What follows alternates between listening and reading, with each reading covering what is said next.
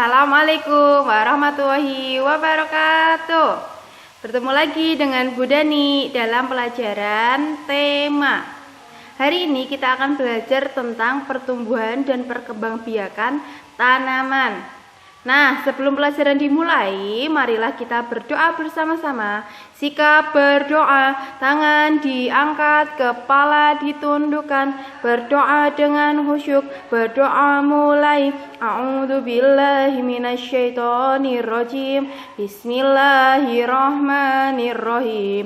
Raditu billahi rabba wa bil islami dina wa bil muhammadin nabiyya wa rasula.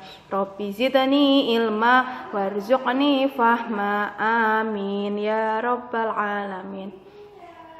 Nah, alhamdulillah kita sudah berdoa bersama-sama. Semoga pelajaran hari ini diberi kelancaran dan kemudahan.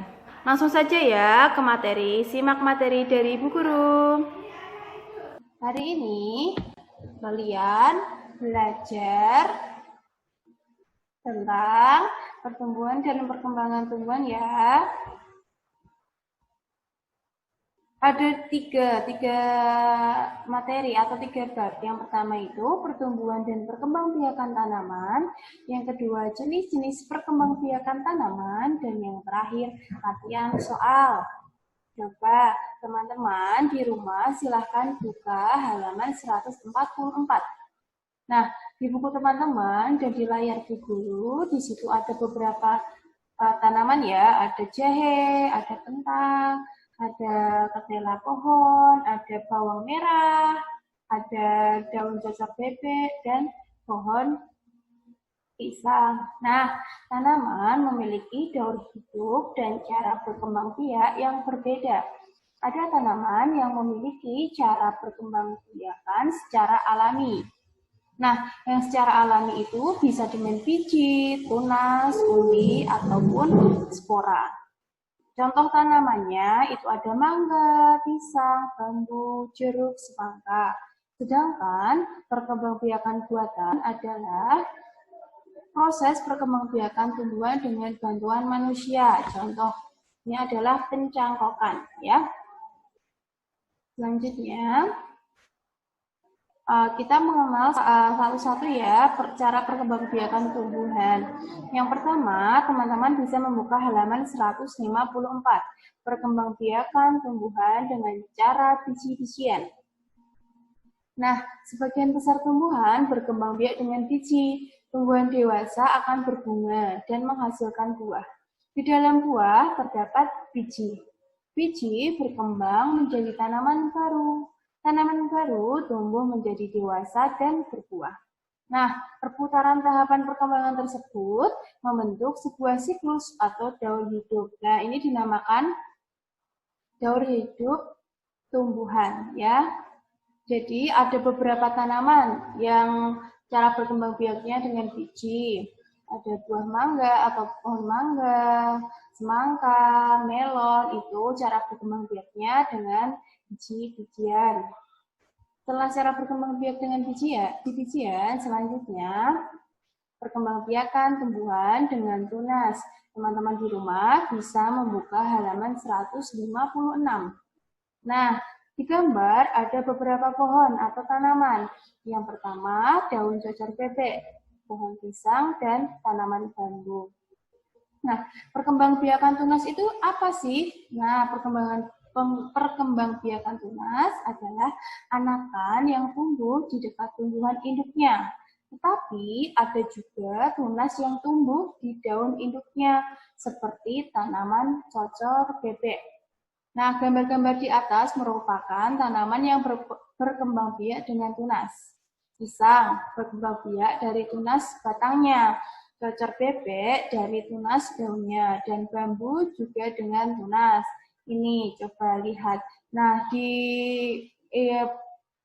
induknya pohon pisang ini ya, di kanan kirinya itu tuh ada kecil, yaitu tuh tunasnya.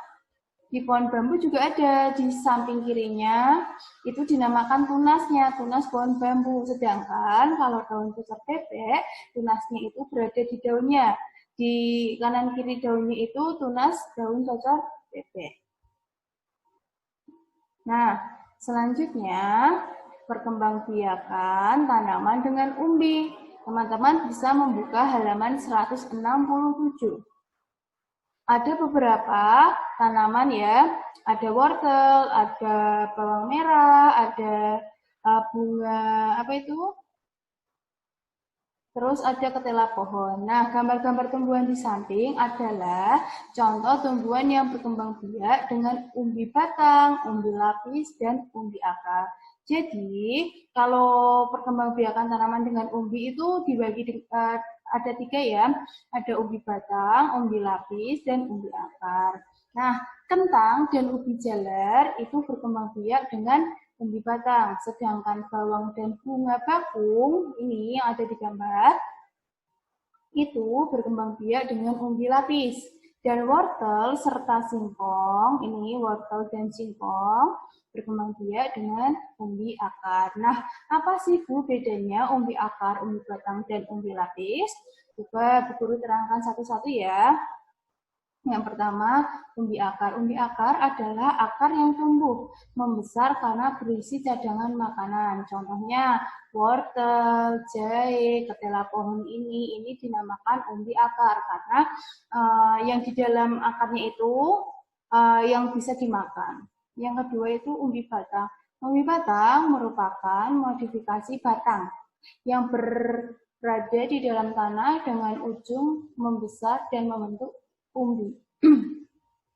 Contohnya itu ada ketela, ada kentang, ubi jalar, dan bengkuang. Sedangkan umbi lapis merupakan sejenis umbi yang terbentuk dari tumpukan pangkal daun yang tersusun rapat dalam format roset. Nah, contohnya itu bawang merah, bawang putih, bawang bombay. Kalau kalian melihat ini bawang merah, ini berlapis-lapis ya. Nah, makanya itu dinamakan umbi lapis ya. Selanjutnya yang terakhir itu perkembangbiakan dengan spora. Teman-teman di rumah bisa membuka halaman 173 ya. Ini coba di sini ada tanaman paku ya. Coba teman-teman amati. Di tanaman paku itu daunnya itu ada kayak bintik-bintik biji-bijian ya. Nah, ini dinamakan spora. Spora adalah inti sel yang berubah fungsi menjadi alat perkembangbiakan. Contoh tumbuhan yang berkembang biak dengan cara ini adalah tanaman paku. Nah, pada tanaman paku, spora dibentuk pada daun. Jadi di bawah daun ya, kayak yang geronjal-geronjal gitu loh, kayak ada biji-bijian tetapi halus ya. Untuk spora seperti biji tetapi sangat halus. Jadi dapat diterbangkan angin dengan mudah. Angin menerbangkan lalu bisa tumbuh. Tanaman paku seperti pada gambar di atas. Nah, ini gambar di atas ini perkembangbiakan dengan spora. Nah, kalau tadi Bu Guru sudah menjelaskan perkembangbiakan tanaman secara alami, ada satu lagi yaitu perkembangbiakan secara buatan ya. Kalau buatan itu buatan dari manusia. Salah satunya itu mencangkok, stek, dan menempel. Teman-teman bisa membaca halaman 179, 181. Lalu untuk menguji pemahaman teman-teman bisa mengerjakan nomor 1 sampai nomor 5 ya. Bisa dikirim ke Bu Guru ya.